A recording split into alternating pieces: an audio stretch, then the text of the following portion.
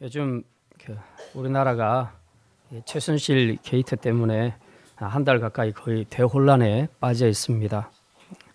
위정자들과 정치인들에 대한 국민들의 분노와 배신감은 하늘을 찌를 듯하고 한치도 양보 없는 여당과 야당의 그 줄다리기 싸움, 그리고 끝까지 버티는 청와대와 대통령, 이런 여러 가지 모습들을 보면서 우리나라의 현 정치의 현 주소가 어디인지를 우리가 가히 짐작을 할 수가 있습니다.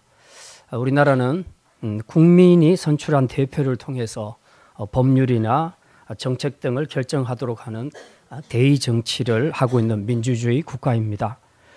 당연히 주권은 국민에게 있고, 그리고 그렇기 때문에 국민의 지지를 받아서 권리를 이양받은 정치인들은 자신의 뜻이 아니라 자신을 뽑아준 국민들을 위해서 또 국민들의 뜻을 받들어서 정치를 하는 것이 옳은 것입니다. 만약 그렇지 못하게 될 때는 국민들이 느끼는 배신감이나 상처, 분노가 그만큼 커질 수밖에 없는 것이고, 이걸 종래 돌이키지 않으면 또 마지막에는 국민들에 의해서 다시 한번 심판을 받게 되는 이런 일들이 일어나게 될 것입니다.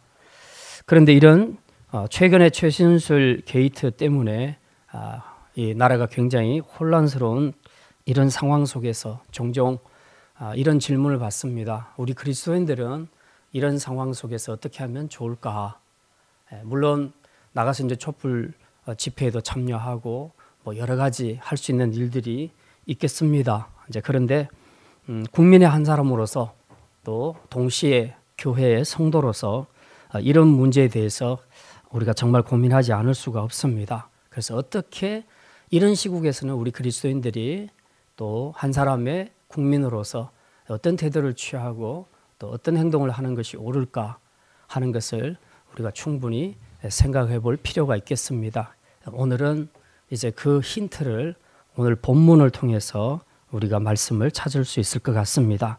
오늘 본문에서 보면 사도 바울은 공예배에서 기도의 중요성이 얼마나 중요한가 하는 것들을 말씀하면서 마지막에 이 특별히 통치자들을 위해서 기도하라고 그렇게 권면의 말씀을 주고 있습니다. 결론은 기도해라는 거죠. 그런데 이제 이런 시국에서 기도하라 이러면 이제 이 말이 듣기에 따라서 굉장히 무책임한 말로 들릴 수도 있습니다. 행동을 하지 않고 앉아서 기도만 하는 거, 이게 무슨 의미가 있겠느냐 하는 이런 비판도 받을 수 있고요. 또 기도해서 뭐가 그렇게 변화가 됐냐 하는 이제 이런 반론도 있을 수가 있습니다. 어쨌든 오늘은 우리가 이 말씀이 정말 맞겠는지, 사도 바울이 통치자를 위해서 성도들에게 기도하라고 권면한 이 말씀이 오늘 우리가 살고 있는 이 현실에도 정말 그대로 잘 적용될 수 있겠는지, 그리고 정말 그 내용이 의미하는 것이 무엇인지 우리가 좀 살펴볼 필요가 있을 것 같습니다. 그래서 오늘은 이 말씀 가지고 통치자를 위해 기도하라 하는 말씀을 가지고 함께 말씀을 생각하려고 합니다.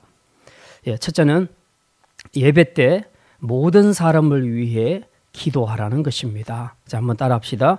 모든 사람을 위해 기도하라. 이번 주에 읽게 될 내용이 디모데전서 후서, 디도서, 빌립보서인데요. 빌립보서 빼고 이 디모데전후서, 디도서를 목회서신이라고 그렇게 말합니다.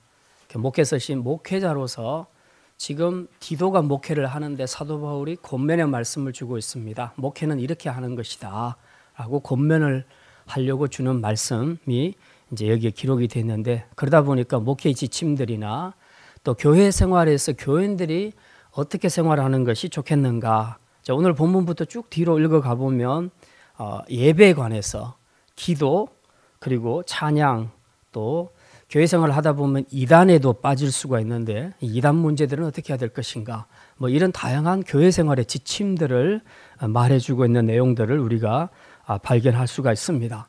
자, 특히 오늘 본문에서는 공중 예배 때에 기도에 대해서 아주 강조를 하고 있는데요. 1절에 보면 이렇게 기록을 하고 있습니다. 우리 1절 말씀 같이 한번 읽겠습니다.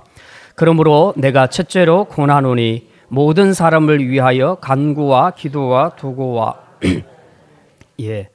성도들이 개인 기도 생활뿐만 아니라 공예배 시간, 오늘도 집사님이 나와서 대표 기도를 하셨잖아요. 이제 공예배 때 우리가 기도할 때에 어떤 내용들을 기도할 것인가 하는 것 중에서 사도 바울의 권면의 내용을 보니까 일단 모든 사람들을 위하여 기도하라 라고 말하면서 네 가지 종류의 기도를 말하고 있습니다. 간구와 기도와 도고와 감사. 이건 다 비슷한 말들이기도 한데 조금씩 차이가 있습니다. 간구라는 것은 아주 긴박한 상황에서 간절하게 탄원하는 기도, 그것을 간구라고 얘기합니다. 기도라고 얘기했을 때는 그냥 기도 제목, 하나님께 아뢰을 수 있는 기도 제목을 가지고 나가서 기도하는, 우리가 보편적으로 기도를 말할 때에 이 기도라는 용어를 쓰고 있고요. 도고란 것은 내가 아닌 다른 사람을 위해서 중보기도하는 것, 그것을 도고라고 말합니다. 그리고 감사는 그냥 감사가 아니고 하나님의 은총에 대한 감사의 기도를 드리는 것을 감사라고 그렇게 표현합니다. 그래서 이 네 단어는 조금씩 다르지만 어쨌든 다 기도하라는 그런 내용이거든요. 그런데 이 모든 기도들을 1절에 보니까 모든 사람을 위하여 이렇게 기도해 주라고 말하고 있습니다. 모든 사람이라는 것은 이 지구상에 있는 사람 한 사람도 빼지 말고 다 기도하라, 그런 말이 아니고요. 사람들을 위해서 기도할 때 차별을 두지 말라는 겁니다. 인종 또 혹은 계층, 빈부 뭐 이런 것에 차별을 두지 말고 기도를 하라, 그런 얘기입니다. 백인 우월주의를 가지고 있는 사람들은 똑같은 신앙생활을 해도 흑인들이나 유색인종들은 다 기피하고 무시하는 경향이 있습니다. 당연히 그런 사람들을 위해서 기도하지 않겠죠. 백인들은 백인들을 위해서 기도하게 되고요. 어떤 교회는 돈 많은 사람, 부자 높은 사람, 이런 사람들을 위한 기도만 또 하는 이런 경우들도 있습니다. 이런 것들은 다 잘못된 기도들이고요. 어떤 것이든 관계없이 인종과 그리고 계층에 관계없이 차별 없이 기도해 주라는 것이 바로 1절에 있는 말씀입니다. 왜 그런가? 왜 차별 없이 우리는 모든 사람들을 위해서 기도를 해 주어야 하는가? 4절에 그 답이 나와 있습니다. 4절 말씀 우리 같이 한번 읽겠습니다. 하나님은 모든 사람이 구원받으며 기쁘시느니라. 여기 보니까 하나님은 인종, 계층, 피부, 빈부 이런 것에 관계없이 모든 사람들이 다 구원받고 진리를 아는 데 이르기를 원하신다. 그렇게 말씀하고 있습니다. 하나님도 구원하는 데 있어서 차별을 전혀 두지 않는다는 거죠. 그러니까 우리도 마찬가지로 기도를 할 때에 차별을 두지 말라. 내가 공동체 생활을 하다 보면 어떤 사람을 위해서는 더 많이 기도하고 싶고 어떤 사람은 미워서 기도하고 싶지 않은 사람이 있을 수도 있겠습니다. 그러면은 더 심한 경우는 이제 저런 사람들은 좀 안 됐으면 좋겠어. 그런 마음을 품기도 하고 더 심한 사람은 그걸 위해서 강력하게 기도하는 사람들도 있습니다. 이제 이게 문제지요. 우리가 기도할 때 내 안에서 벌써 선을 긋습니다. 이 사람은 기도해 주고 싶은 사람, 기도해 주어야 할 사람, 이 사람은 기도해 주지 말아야 할 사람하고 선을 그어버릴 수도 있다는 겁니다. 우리가 이제 이 최순실 게이트를 통해서 우리 안에 정치인들에 대한, 특별히 지금에 책임지고 있는 그런 정치인들에 대한 분노와 배신감, 상처들이 너무 커서 대부분의 많은 사람들이 쉽게 하는 것은 촛불 집회나 또 비판하는 것이나 이런 것들을 많이 하고 있습니다. 물론 국민으로서 당한 배신감을 우리는 정당하게 표출할 수 있고 또 국가가 혹은 정부가 잘못하고 있는 것에 대해서 우리가 시위하는 것은 정당한 일입니다. 그러나 이제 여기서 끝나면 안 되고 우리 그리스도인들이 생각해야 될 것은 기도를 할 때 내 안에서 선을 그어버린다는 겁니다. 그래서 정치인들 중에 이 사람들은 안 돼, 되먹지 못했어. 그러니까 기도의 대상에서 제어가 되어버리는 거죠. 그리고 내가 좋아하는 정치인, 내가 좋아하는 지지하는 정당, 내가 좋아하는 그런 사람들을 위해서만 기도해야지라는 그런 생각이 우리 안에 은연중에 들 수가 있다는 것입니다. 이거는 오늘 본문 1절과 4절 말씀에 위배되는 것이죠. 교회가 기도할 때, 특별히 또 공교회가 함께 기도할 때에 이런 차별이 있어서는 안 된다. 분명히 우리가 그런 사람들을 위해서도 기도를 해줘야 되는데 왜 그러냐? 4절에 보니까 하나님은 모든 사람들이 다 구원받기를 원하고 모든 사람들이 다 진리에 이르기를 원하신다. 그렇게 말씀하고 있기 때문입니다. 사실 지금 비난을 받고 있는 그런 사람들이나 우리나 하나님 앞에서 서면 다 똑같은 죄인이거든요. 그런데 죄인인데 이제 그 사람들의 죄가 드러났기 때문에 우리는 그 사람들을 이제 공격을 하게 되는 것이죠. 그래서 나는 죄인이 아닌 것처럼 우리 스스로 착각할 때가 많습니다. 물론 그렇다고 해서 우리가 그들의 드러난 죄를 덮고 가자, 사랑의 이름으로 우리가 막 용서해 주자, 그런 얘기가 아닙니다. 법이란 것은 엄연히 존재하고 있고 정치인이든 누구든지 간에 그들이 행한 모든 죄에 대해서는 법의 심판을 받는 것이 옳고 맞는 일입니다. 그리고 그렇게 진행되도록 하는 것도 우리가 시민으로서 분명히 해야 할 일 중에 하나입니다. 다만 우리가 이것이 결론이 되면 안 된다. 우리의 결론은 여기에 시민 행위, 그것이 뭐 촛불 집회든 무엇이 됐건 간에, 시위가 됐든 간에 우리의 행위 여기서 끝나면 되는 것이 아니라 마지막에 하나 결론적으로 붙어야 될 것이 있다. 그게 뭐냐? 기도하는 것이다. 그들을 위해서 기도해 주라. 왜? 지금 요거도 먹고 있는 바로 그 사람들도 하나님은 회개하고 돌아오기를 기다리고 있고, 그리고 진리를 아는 데 이르기를 기뻐하는, 기다리고 있는 사람들이다. 그렇기 때문에 우리가 그들을 위해서 기도하는 것을 간과해서는 안 된다. 그런데 우리는 자주 이런 실수를 하죠. 저런 죄인들은, 저런 악한 정치인들은 우리가 기도해 줄 필요가 없어라고 선을 그어버리면 안 된다는 것입니다. 사도 바울은 분명히 이 부분을 짚으면서 첫째로 하고 말하는 것이 그겁니다. 뭐 둘째로가 있는 것이 아니에요. 여기 보면 첫째로 하고 끝나요. 이 첫째로는 순서상을 이야기하는 것이 아니에요. 이게 정말 중요한 일이라는 것을 이야기하고 있습니다. 그래서 무엇보다도 기도할 때에 차별을 두지 말고 혹 미워하는 사람, 너희를 분노하게 하는 사람이 있다 할지라도 그들을 위하여서 차별 없이 기도해 주라. 네, 그렇게 말씀하고 있습니다. 자, 이제 두 번째입니다. 두 번째 말씀은 특별히 통치자들을 위해서 기도하라는 거죠. 예, 한번 따라합시다. 통치자들을 위해 기도하라. 예, 2절 말씀 우리 같이 한번 읽겠습니다. 임금들과 높은 지위에 있는 모든 사람을 위하여 하라. 이는 우리가 모든 경건과 단정함으로 고요하고 평안한 생활을 하려 함이라. 예. 지금 이 글을 쓰고 있는 시대적 배경을 우리가 좀 알아야 되는데요. 이때는 네로, 로마의 네로 황제가 폭정을 할 때입니다. 특별히 그리스도인들을 심하게 탄압하고 핍박할 때입니다. 그리고 로마 황제뿐만 아니라 그 위에 있는 모든 분봉왕들, 이런 총독들까지도 전부 나란히 그리스도인들을 핍박하고 또 부정축제하고 국민들을 못 살게 하는, 힘들게 하는 그런 악한 정치를 하고 있는 그런 상황이었습니다. 자, 지금 그리스도인들이 이런 상황에서 얼마나 공포와 두려움을 가지고 매일 그렇게 살아가겠습니까? 그렇다면 이들이 숨어서 하나님 앞에 예배하고 기도할 때에 누구를 위한 기도를 하겠습니까?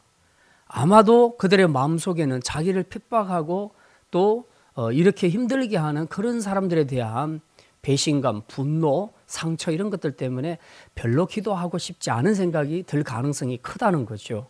그래서 기도할 때에 어쨌든 우리도 그렇지만 나한테 잘해주는 사람, 나한테 호감인 사람을 위해서는 기도가 쉽게 나가는데, 내가 보기에 나에게 상처를 주거나 나하고 거리가 있거나 내 마음에 들지 않는 사람을 위해서는 기도하고 싶은 생각이 잘 들지 않는 경우들이 굉장히 많죠.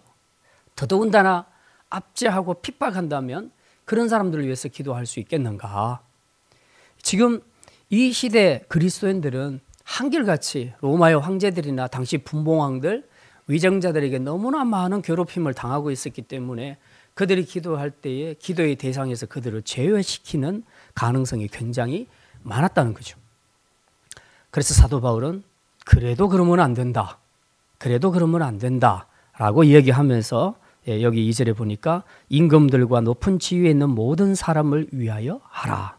그래서 위정자들을 위하여 기도하라고 그렇게 강력하게 권면을 하고 있습니다. 그러면 왜 이렇게 우리를 핍박하는 위정자들에 대해서까지 우리가 기도해야 하는가 하는 숨은 의미를 우리가 좀 살펴볼 필요가 있습니다. 이제 이 내용을 좀 더 이해하려면 로마서 13장을 보면 우리가 이해할 수 있는데요. 하나님께서 이 땅에 세우신 모든 권세자들은 전부 하나님이 세우신 것이라고 말씀하고 있습니다. 그래서 기본적으로 국민이라면, 시민이라면 하나님이 세우신 권세자들에게 복종하는 것이 맞다라고 그렇게 말하는 것이 로마서 13장의 내용입니다. 자, 그렇기 때문에 우리가 지도자들이 잘못했을 때 좀 조심할 필요가 있다 하는 것을 염두에 두셔야 됩니다. 지도자들이 정치를 잘못했을 때에 백성들이 그들의 잘못을 지적을 하는 방법도 우리가 생각을 해야 합니다.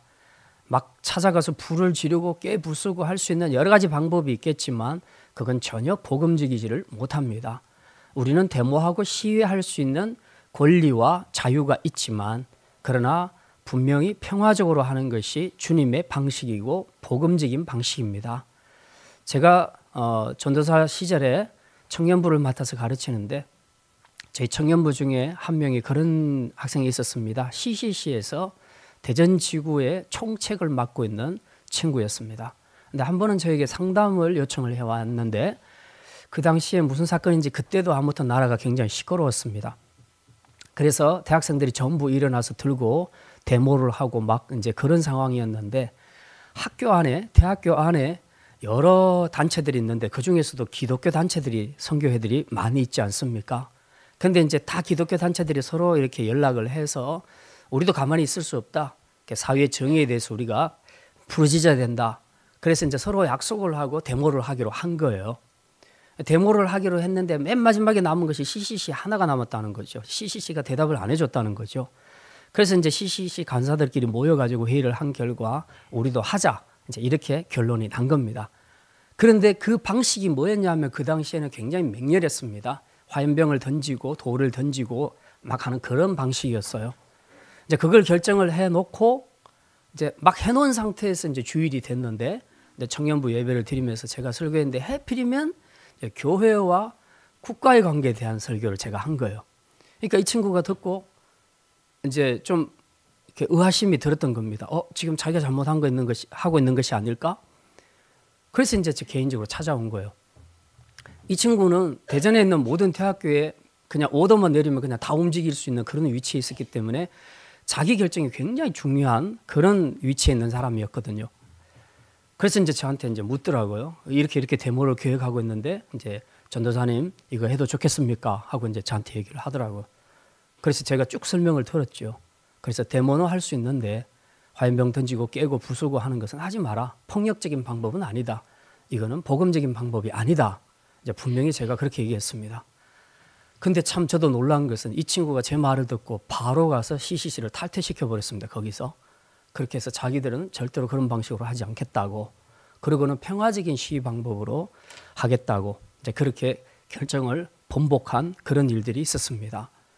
복음이라는 것은 정말 하나님의 정의를 세우는 것도 중요하지만 그것 자체에 매몰되면 안 되고 이 정의를 세우되 하나님의 방식으로, 평화적인 방식으로, 복음의 방식으로 세우는 것이 중요합니다.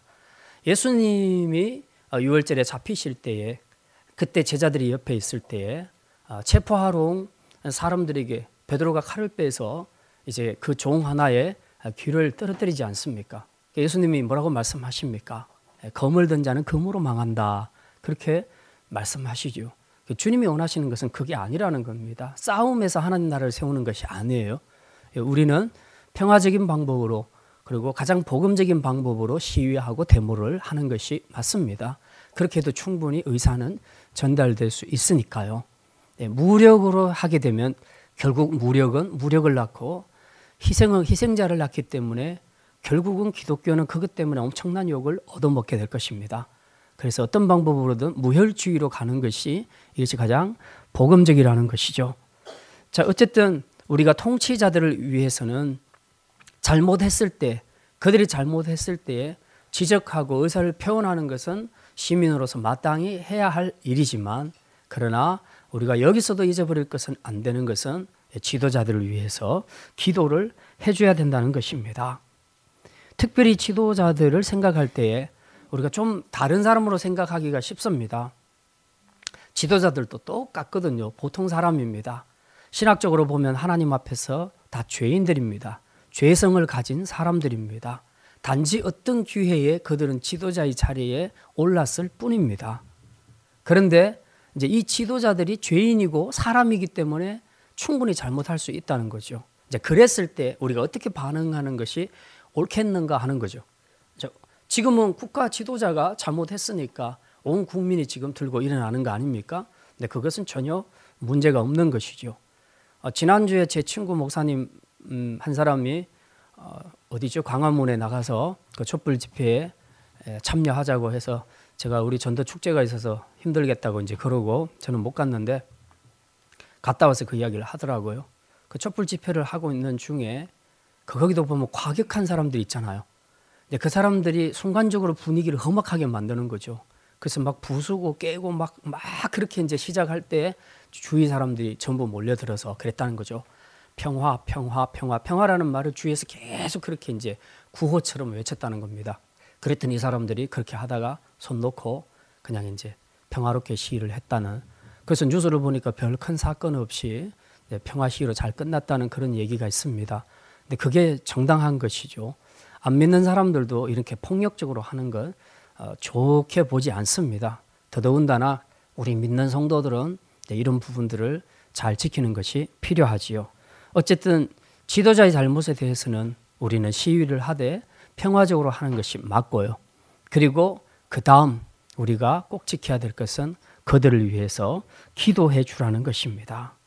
우리가 어떤 사람, 그것이 뭐 지도자건 아니건 간에 공동체에서도 또 국가 위정자들을 대해서도 또 우리가 이웃과의 관계에서도 그렇지만은 사람들이 잘못한 것에 대해서 잘못했다고 정죄하는 것은 누구나 할 수 있습니다. 아주 쉬운 일입니다. 그리고 특별히 그 의분이 있는 사람들이 있습니다. 옳은 것에 대해서 굉장히 그 의협심을 가진 사람들은 아주 강하게 그 의를 세우기 위해서 나도 모르게 정죄를 하는 경우들이 있습니다. 의를 세우는 것이 잘못된 것은 아닙니다. 그러나 우리 그리스도인들은 거기서 끝나면 안 되고 한 걸음 더 나가야 됩니다. 지금 우리는 정의를 세우는 것도 하나님 나라의 일이지만 지금 범죄하고 있는 그 사람들이 복음으로 하나님 앞에 돌아오게 하는 것도 교회가 해야 할 일이거든요. 그래서 그들을 위해서 기도해 주는 것도 굉장히 중요합니다. 특별히 지도자들은 한 사람의 지도자 때문에 국가가 무너질 수 있고 위기에 처할 수도 있고 한 사람의 지도자 때문에 교회가 무너질 수가 있고 한 사람의 지도자 때문에 진짜 학교 전체가 어려움에 처할 수도 있는데 그런 의미에서 지도자가 얼마나 중요한지 모릅니다. 그래서 우리 성도들은 지도자를 위해서 기도하는 거 굉장히 중요합니다. 지도자들이 잘못했을 때에 비판하고 또 그렇게 욕하는 것도 뭐 이해는 하지만 거기서 끝나면 안 되고요. 어쨌든 하나님이 세우신 권세자니까 좀 더 조심해서 예의를 갖춰서 그 하나님의 주신 그 질서 안에서 우리가 정당하고도 겸손하게 지도자의 잘못을 전달해 줄 필요가 있습니다. 어쨌든 그가 바르게 서야 공동체가 사니까요. 그래서 그렇게 전해야 됩니다. 그러나 거기서 끝나면 안 되고 그 지도자를 위해서 기도해 주는 것이 필요합니다. 왜? 지도자도 인간이니까 죄인이니까 잘못할 수가 있는데 그에게 기도를 통해서 다시금 바르게 설 수 있도록 하는 힘은 성도들의 기도의 힘에 달렸다는 것이죠. 그렇기 때문에 모든 것을 지도자의 책임이라고만 말하지 말고 우리가 성도들이 기도하는 것도 필요하다. 가령 가정에서 자녀들이 자신들은 믿음으로 잘 살고 있는데 부모님들이 잘 못 살고 있다. 부모님 때문에 많이 힘들어졌다. 그렇게 생각되면 내 안에서 부모를 향한 원망과 불평 이런 것들이 나올 수 있지 않습니까? 그런데 백날 우리가 불평하고 원망하고 욕하고 그렇게 해보십시오. 상황이 달라지는가? 원망과 불평과 정죄는 상황을 바꾸지를 못합니다. 옳고 그름만 드러낼 뿐이죠. 진짜 상황을 바꾸는 것은 그 부모를 향한 사랑의 기도입니다. 우리 부모님들이 하나님의 뜻대로 바르게 살게 해 주십시오 라고 기도하는 것이 상황을 바꾸는 것이지 정죄하는 것은 절대로 상황을 바꾸지를 못합니다. 그렇기 때문에 이거는 국가를 위해서도 마찬가지라는 거죠. 우리가 아무리 시위를 하고 데모를 한다고 해서 상황이 바뀌지는 않습니다. 많은 사람들은 특별히 불신자들은 자신의 힘으로 모든 것을 바꿀 수 있다고 생각하니까 힘을 키우려고 노력을 합니다. 그러나 우리 그리스도인들은 우리 힘으로 세상을 바꿀 수 있다고 생각하지 않습니다. 세상을 통치하시는 분은 하나님이시고 지금도 그 모든 상황을 허락하신 분은 하나님이시기 때문에 그 하나님께서 일하시도록 우리가 기도하는 것, 이것이 우리가 할 수 있는 일이라는 겁니다. 그런 의미에서 지도자를 위해서 기도하는 것은 굉장히 중요합니다. 그래서 우리 모든 성도들이 특별히 이 혼란스럽고 힘든 이 시대에 정말 이 나라에 무슨 일이 생기지 않을까 너무 염려가 되는 이런 상황에서 쉽게 감정을 따라서 그냥 비판하고 정죄하고 욕하고 그걸로만 끝내지 말고 정당하게 시위를 하고 표현을 하되 기도하기를 잊지 말자는 거죠. 그렇게 할 때에 이제 국가도 위정자도 우리 자신도 바르게 설 수 있게 될 것입니다. 마지막 세 번째입니다. 통치자를 위해 기도하는 것은 우리에게도 유익합니다. 한번 따라합시다. 통치자를 위해 기도하는 것은 우리에게도 유익합니다. 2절 하반절 말씀 우리 잠깐 보겠습니다. 이는 여기서부터 같이 읽겠습니다. 이는 우리가 모든 경건과 단정함으로 고요하고 평안한 생활을 하려 함이라. 고요하다는 말은 외적인 겁니다. 외적으로 소요스러움이 없이, 지금은 너무 시끄럽죠, 상황이. 이 소요스러움이 없이 조용히 살 수 있는 삶의 정황을 말하고요. 평안하다는 것은 내적으로 불안이 없는 삶의 정황을 이야기합니다. 자, 근데 내적으로나 외적으로나 우리 삶이 좀 소란스럽지 않고 조용하게 그리고 평안하게 그렇게 살았으면 얼마나 좋겠습니까? 근데 이렇게 살 수 있는 것은 바로 우리가 통치자를 위해서 기도했을 때 우리가 이렇게 살 수 있다. 이 유익을 누릴 수 있다라고 그렇게 사도 바울은 말하고 있습니다. 근데 이 2절을 잘못 해석을 해서 그냥 우리가 통치자를 위해서 기도하자는 것이 결국 우리가 평안히 잘 먹고 잘 살기 위해서 하자는 말 아니냐, 이제 이렇게 해석을 하면 좀 곤란합니다. 바울은 굉장히 중요한 이유를 제시하고 있습니다. 고요하고 평안한 생활을 하려 함이라. 2절의 끝에 보면 그렇게 되어 있는데요. 이 말씀 앞에 보면요, 경건과 단정이라는 두 용어를 쓰고 있습니다. 모든 경건과 단정함으로 하는 이 두 단어를 쓰고 있습니다. 경건이라는 것은 뭡니까? 하나님을 향한 경외심. 하나님을 향한 경외심에서 우러나는 우리의 모든 예배적인 삶을 통틀어서 경건이라고 그렇게 말합니다. 단정이라는 것은 뭐냐? 그냥 목욕하고 샤워하고 예쁘게 화장하고 나오는 것이 단정이 아니고 복음 때문에 내 삶이 고결해지는 것을 이야기합니다. 내 삶이 복음 때문에 깨끗해지는 것, 이것을 단정함이라고 이야기하고 있습니다. 그러면 이 두 가지를 함께 모아보면 경건, 즉 하나님을 경외함으로 예배적인 삶을 사는 것과 그리고 내가 복음 때문에 이렇게 고결한 단정한 삶을 살게 되는 바로 이것, 이것이 오늘 여기 보니까 고요하고 평안한 생활을 하게 하려 함이라. 이 두 가지를 통해서 성도들은 이 고요하고 평안한 생활을 누릴 수 있게 되는데, 궁극적으로는 그들을 통치하는 지도자 혹은 정부가 선한 정부가 되어야 된다는 겁니다. 그랬을 때 이것들이 보장받을 수 있다는 거죠. 그렇다면 이 당시의 상황으로 다시 돌아가 보면 이때는 네로 황제에 의해서, 로마 황제들에 의해서 그리스도인들이 굉장히 많은 핍박을 받고 심리적으로 굉장히 두렵고 공포에 떠는 불안한 삶을 살고 있었습니다. 그러니까 조용하고 평안한 삶을 살 수가 없었습니다. 굉장히 힘든 상황이었는데, 근데 지금 이런 상황들이 회복이 되려면 막 하나님 내가 이걸 이기게 해주십시오, 이런 것도 중요하지만 제일 좋은 건 정부를 바꿔버리면 되잖아요. 그러니까 전복해서 바꾼다 그런 의미가 아니라 우리의 기도를 통해서 위정자들이 마음이 바뀌게 돼서 그들이 선한 정치를 하게 되면 우리가 이렇게 어려움을 당할 필요가 없지 않겠느냐 하는 그런 얘기죠. 그러니까 우리가 지금 이 시대 상황에서도 적응한다면 저는 두 가지로 봅니다. 하나는 이 박정희 대통령 이 정권을 바꿀 것인가, 아니면은 우리 그리스도인들 입장에서 그리스도인들 입장에서 우리 기도를 통해서 제가 잘못 말했네요. 네, 박근혜 대통령과 그 청와대 혹은 여당들 위정자들의 마음을 바꿀 것인가? 어느 쪽을 선택할 것인가? 우리가 좀 잘 지혜롭게 생각해 봐야 할 문제라고 생각합니다. 불신자들과 신자들의 접근 방법은 어떤 부분에서는 이렇게 동등하게 가지만 같이 가지만 어떤 부분에서는 나눠질 수밖에 없습니다. 바로 이런 부분들이죠. 결국 우리가 원하는 것은 체제 전복이 아니라 사람이 바뀌는 것인데 그래도 사람이 바뀌지 않으면 체제는 바뀌어야 되는 거죠. 그래서 우리 그리스도인들은 항상 이런 부분들을 생각하면서 기도하는 것이 굉장히 중요하다는 것입니다. 어쨌든 지도자, 리더들을 위해서 기도하는 것은 굉장히 중요합니다. 우리 삶이 많이 바쁘고 힘들더라도 지금 시국이 너무 혼란하기 때문에 지도자들을 위해서 기도하는 것 우리가 정말 중요하게 생각하고 시간을 내서 기도하실 필요가 있습니다. 우리가 가만히 있으면 지도자들이 알아서 정리를 해주는 것이 아니잖아요. 지금도 보면 여당이나 야당이나 다 지금 자기 그 정당의 그 당리 당략을 위해서 움직이고 있지 사실 제가 볼 때는 꼭 국민들을 위해서 그렇게 한다고 보여지지도 않습니다.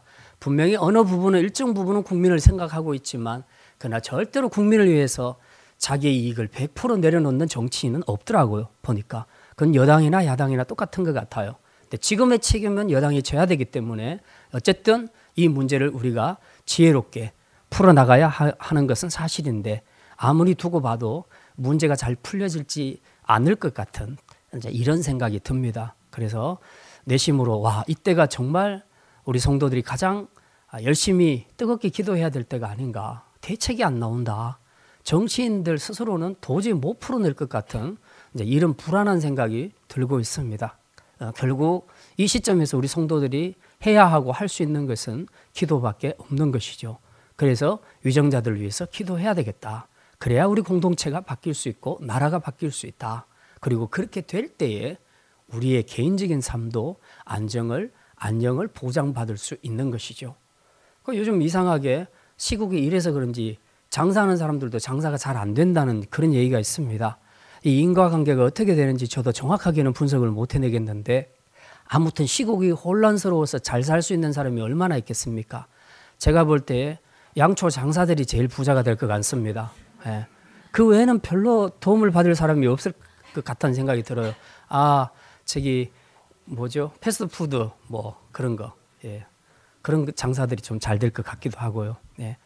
아무튼 그 시국이 혼란해서 덕볼 사람들은 별로 없고요. 대체적으로 우리 시민들은 다 불안한 가운데 힘든 생활을 하게 될 겁니다. 그렇기 때문에 우리 자신의 안정을 위해서라도 특별히 교회는 안정적인 상황에서 복음이 전파될 수 있고 그리고 선교를 할 수 있습니다. 가령 이 나라에 전쟁이 일어난다면 제가 어떻게 설교를 할 수 있겠습니까? 우리 청년들이 어떻게 청년부 예배를 드리겠습니까? 남자들은 다 총 들고 군대 들어가야 되는 거죠. 전쟁을 해야 되죠. 거기서 무슨 선교가 이루어지고 복음이 이루어지겠습니까? 그러니까 결국은 나라가 안정되는 것은 굉장히 중요한 일입니다. 통치자가 바른 선한 정치를 할 수 있도록 그래서 기도해야 된다는 거죠. 그러면은 정치도 안정되고 정치가 안정될 때에 우리 개인의 삶도 안녕과 안정을 보장받아서 그렇게 행복한 삶을 살 수가 있게 되는 것이죠. 이 모든 것들을 다 염두에 두고 사도 바울은 오늘 2절에서 분명히 우리에게 그렇게 말하고 있습니다. 통치자들을 위해서 기도하라. 우리가 모든 경건과 단정함으로 고요하고 평안한 생활을 하려 함이라. 통치자들을 위해서 기도하게 되면 하나님께서 그들 가운데 일하셔서 상황을 바꾸든지 그들의 마음을 바꾸든지 체제를 바꾸든지 하나님께서 바꿔주실 것이고 이제 그렇게 해서 안정이 되게 되면 우리도 신앙생활뿐만 아니라 일상생활도 안정되게 살아갈 수 있다는 것입니다. 이런 중요함을 생각한다면 우리가 하나님 앞에서 내가 너무 바빠서 국가를 위해서 위정자들을 위해서 기도 못하겠다라고 이제 말하면 안 된다는 것이죠. 우리 학생들도 마찬가지입니다. 아마 수능 치르고 어제는 더 많은 학생들이 참여해서 그렇게 촛불 집회에 나간 것으로 알고 있습니다. 공부하는 것도 중요하고 또 반대로 공부보다 이게 더 중요하다 해서 지지난주에는 수험생들이 나가서 촛불 집회에 참여한 사람들도 있다고 합니다. 잘은 모르겠지만 제가 볼 때 틀림없이 수시생들일 것 같습니다. 그런데 어쨌든 우리가 공부하는 것도 중요하고 촛불 시위에 참여하는 것도 중요하지만 궁극적으로는 통치자를 위해서 기도하는 것이 중요하다. 이거는 어른들만 하라는 게 아니에요. 학생들도 해야 됩니다. 왜냐하면 학생들의 안녕을 보장받을 수 있는 것은 국가가 확실하게 서야 하기 때문에 그렇습니다. 국가가 바르게 서지 못하게 되면 학생들 교육도 전부 정책도 엉망으로 가게 됩니다. 그렇기 때문에 학생들은 나는 지금까지 부모에게 모든 것을 다 공급받았고 국가에게 모든 것을 공급받았고 교회에 와서도 선생님들이 다 해주는 대로 받기만 했으니까 내가 할 일은 없어. 그게 아니라 가정에서도 부모가 잘못되면 기도를 해야 되고 자식들이, 국가에서도 대통령이나 위정자들이 잘못했을 때는 학생이라도 기도를 하는 것이 맞고, 그리고 교회에서는 목사들이 잘못했을 때 학생들이라도 기도하는 것이 맞습니다. 그렇게 해서 우리가 정말 우리가 속한 모든 공동체가 바르게 설 수 있도록 어린아이에서부터 시작해서 노년에 이르기까지 그 누구도 기도하지 않아도 되는 사람은 아무도 없다는 거죠. 그런 의미에서 사도 바울이 한 이 말을 가지고 우리가 하나님 앞에서 기도하는 것, 이것은 정말 좋은 일이고 선한 일이다. 3절 말씀, 사도 바울은 어떻게 평가하고 있는가? 3절 같이 읽겠습니다. 이것이 우리 구주 하나님 앞에 선하고 받으실 만한 것이니. 이것이 뭡니까? 모든 사람을 위해서, 그리고 특별히 통치자를 위해서 기도하는 것. 이것이 바로 하나님 앞에 선하고 받으실 만한 것이다. 그러니까 하나님이 말씀하시는 선이 진짜 선이고 우리가 생각하는 선은 조금 생각을 해봐야 됩니다. 진짜 하나님이 원하시는 것은 나가서 시위하고 이것을 선이라고 말하는 것보다 기도를 하라는 것을 더 강조하고 있습니다. 시위하지 말라는 게 아니라 그런 것을 하더라도 기도 없는 시위는 아무 의미가 없는 것이다. 특별히 우리 그리스도인들은 이거는 잘못된 태도라고 그렇게 말씀하고 있습니다. 이제 말씀을 마칩니다. 하나님은 각 기관의 리더들을, 지도자들을 세워주셨습니다. 나라에는 통치자들과 위정자들을 세워주셨습니다. 가정에는 부모를 세워주셨습니다. 교회에는 선생님들, 교사들, 구역에는 리더들을 세워주셨고 또 교회 안에 목회자를 세워주셨습니다. 하지만 이들도 인간인지라 때론 하나님이 원하시는 리더의 방향에서 벗어날 수도 있습니다. 바로 이럴 때 우리 성도들이 해야 할 일, 우리 시민들이 해야 할 일은 욕하고 싸움하고 정죄하기만 할 것이 아니라 조용히 평화적으로 그러나 단호하게 의를 따라 행동하는 것이 필요합니다. 그러나 그것만 가지고는 안 되고 지도자들이 변해서 하나님 앞에서 바르게 역할을 감당할 수 있도록 기도해 주는 것이 올바른 시민, 올바른 성도의 태도라는 것입니다.